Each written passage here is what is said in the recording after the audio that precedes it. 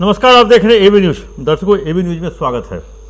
आज पूरे देश में एक ही खबर, बिहार के मुख्यमंत्री नीतीश कुमार का राज्यसभा के लिए नॉमिनेशन और वहां उनकी जीत होते ही बिहार के मुख्यमंत्री पद से उनका इस्तीफा। 20 वर्षों तक बिहार में राज करने के बाद या बिहार की कहें जो सत्ता संभालने के बाद जो कायाकल्प उन्होंने किया, चाहे लॉ एंड ऑर्डर से, इंफ्रास्ट्रक्चर में, पढ़ाई में या शराबबंदी को लेकर, उनको लेकर के, इन काम को लेकर के नीतीश कुमार बिहार में लगातार याद किए जाएंगे, वो तो अलग बात है। लेकिन इस पूरे जो खेल के पीछे आखिर षड्यंत्र किसका है और किसने किया, और यही दिन क्यों चुना गया, होली का दिन।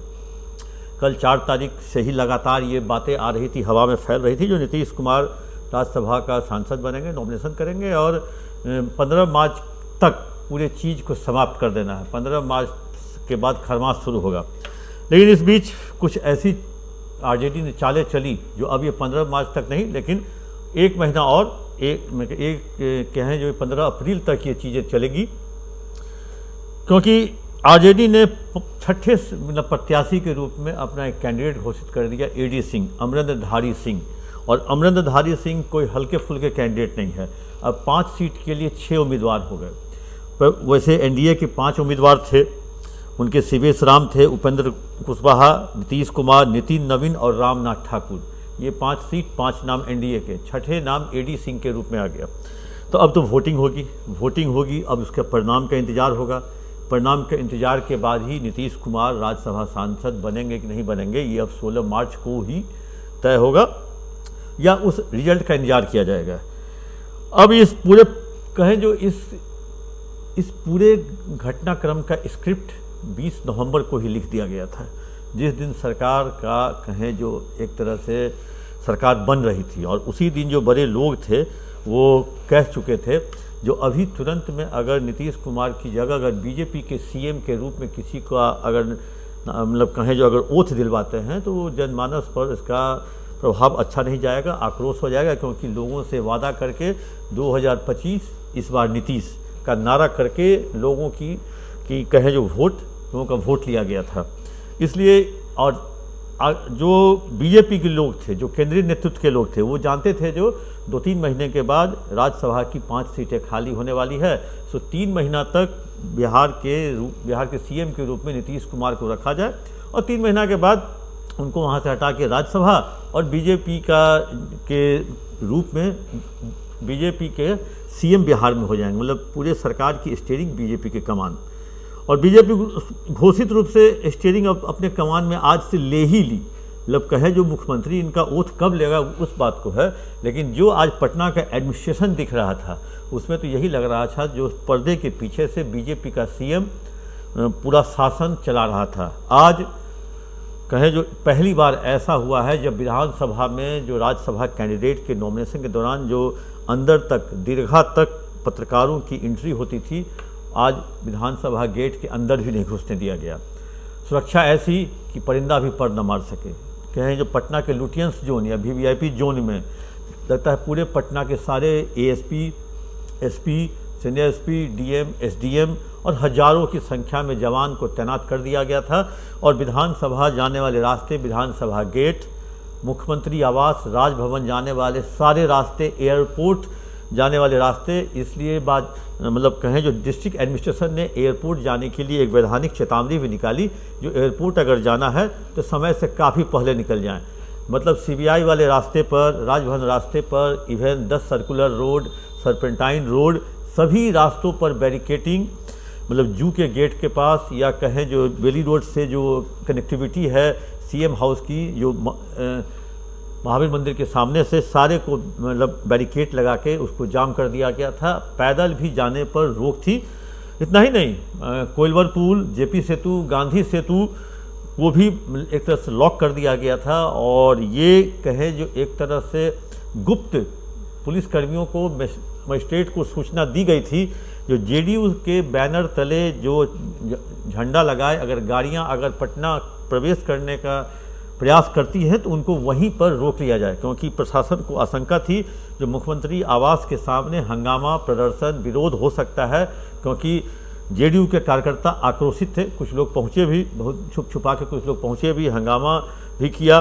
कहें, लेकिन जिस तरह से इंतजामात थे आज प्रशासन का, और कल जिस तरह से पटना डीएम के कार्यालय में एक तरह से कहें जो पूरे पटना के पुलिस फोर्स, एडीएम, एसडीएम को अचानक से बुला करके बैठक की गई, और उससे ये लग रहा था जो सत्ता में बीजेपी ने सत्ता संभाल ली है। कमान अब बीजेपी के नेता के पास है। नाम अभी तय हुआ नहीं है, क्योंकि बीजेपी के जो केंद्रीय नेतृत्व है वो नाम अचानक से हेलीकॉप्टर से लॉन्च करती है, लैंड कराती है।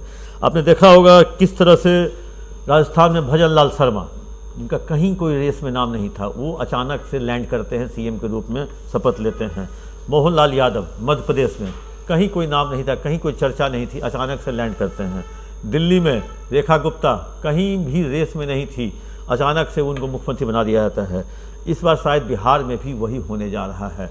बिहार में कुछ ऐसे नाम आ जाएंगे जो हम और आप सोच रहे हैं। रेस में सम्राट चौधरी रोड, सभी रास्तों पर बैरिकेटिंग, मतलब जू के गेट के पास, या कहें जो बेली रोड से जो कनेक्टिविटी है सीएम हाउस की, जो महावीर मंदिर के सामने से, सारे को मतलब बैरिकेड लगा के उसको जाम कर दिया गया था। पैदल भी जाने पर रोक थी।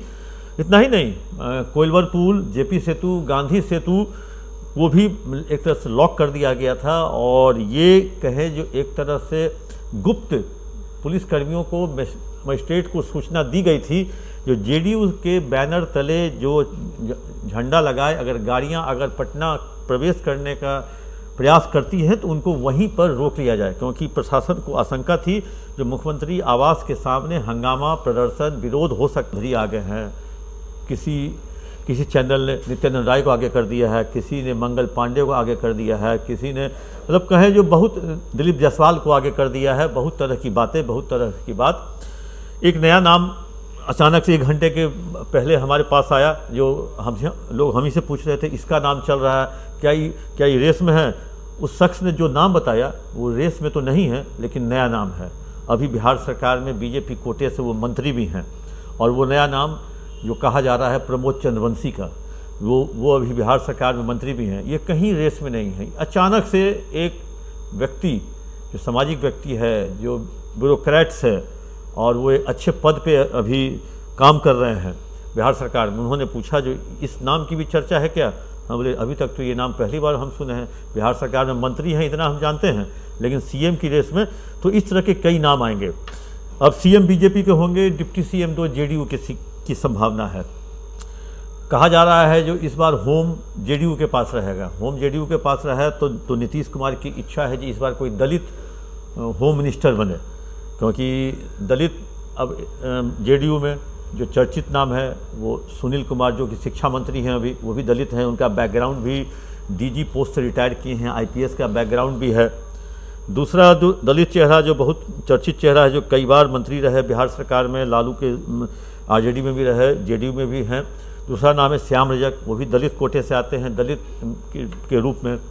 और जब दलित एक deputy CM come home minister बन जाएंगे तो फिर दूसरा डिप्टी सीएम एक कहें जो अगली जाति से, तो अगली जाति से जेडीयू में जो सबसे चर्चित नाम है वो नाम विजय चौधरी का है। वो लगातार नीतीश कुमार के साथ साये की तरह रहे। नीतीश कुमार के साथ वो हर विजिट में वो मतलब लगातार वो कहें जो विधानसभा चुनाव में 10-15 दिनों के लिए वो अपने क्षेत्र में गए हुए चुनाव प्रचार के लिए, तो नहीं तो पूरा चुनाव या पूरा जो विजिट या कहीं कोई अगर देखने या निर्माण कार्य को देखने वो जाते भी हैं। तो इसको लेकर के काफ़ी कहें जो अभी खेल अभी बाकी है, खेल अभी और चलेगा। डिप्टी सीएम को लेकर के हो सकता है जो जेडीयू में इतनी नाराज़गी हो, कहीं जेडीयू के अंदर ही ब्रेकअप ना हो जाए, कहीं कुछ विधायक कहीं नेतृत्व न अलग बना ले, लेकिन आफ्टर ऑल बीजेपी का विधानसभा अध्यक्ष बीजेपी के सीएम रहेंगे, तो हो सकता है जेडीयू के उस गुट को वो उतनी सफलता हाथ न लगे जितना वो सोच रहा है। वैसे भी चुनाव के बाद से ही बीजेपी और जेडीयू जोड़ तोड़ में लगी रही ताकि विधानसभा में सबसे बड़ा दल के रूप में मान्यता मिले जेडीयू को। जेडीयू के पास 85 है, उसकी इच्छा थी जो कांग्रेस के लोग उसके साथ आ जाएं। कांग्रेस के 3 लोग बीजेपी में और 3 लोग जेडीयू में जाने के लिए लोग बना भी रहे थे। और कहें जो एआईएम के जो था वो भी आपको आरजेडी में जाने को तैयार नहीं। अब अगर देख लें अगर राज्यसभा की स्थिति तो 41 सीट जो 41 वोट चाहिए एक सीट के लिए, जो आरजेडी प्लस के साथ है। कांग्रेस 6, आरजेडी 25, एआईएमआईएम 5 और अदर्स 5, ये जोड़ते हैं तो 41 होता है। ये 41 को अगर एडी सिंह अगर एक साथ रखने में कामयाब होते हैं तो एक राज्यसभा सीट आरजेडी को भी मिलती हुई दिख रही है, क्योंकि पूरा जोड़ के 5 सीट को अगर आप मल्टीप्लाई कीजिएगा तो 205, मतलब 205 नहीं हो रहा है एनडीए को, तो वैसी स्थिति में एक सीट जाती हुई दिख रही है। लेकिन अभी हम लोग राज्यसभा तो अब सेकेंडरी हो गया। राज्यसभा बिहार में अभी दूसरी घटना, इवन कहें जो ईरान और इजराइल की जो खबरें हैं वो भी समाचार चैनलों से उतर गया है। और अभी केवल नीतीश कुमार का 20 साल का शासन किस तरह से इस सुशासन को बीजेपी ने निगल लिया और ढकार तक नहीं लिया, और कहीं किसी को पता भी नहीं चला। इसको कहते हैं आँखों से काजल चुराना। और जिस तरह से आँखों से बीजेपी ने काजल चुरा लिया, वो बीजेपी के लोग देखते ही रह गए और सब मुंह ताकते ही रह गए। इसका कहे जो नीतीश कुमार की कहानी की पटकथा का इस तरह से अंत होना था, बिहार के लोगों ने सोचा भी नहीं था। दर्शकों, जैसे जैसे अपडेट होगा आप तक हम पहुंचाएंगे। आप अपना कमेंट बॉक्स में जाकर जरूर दें।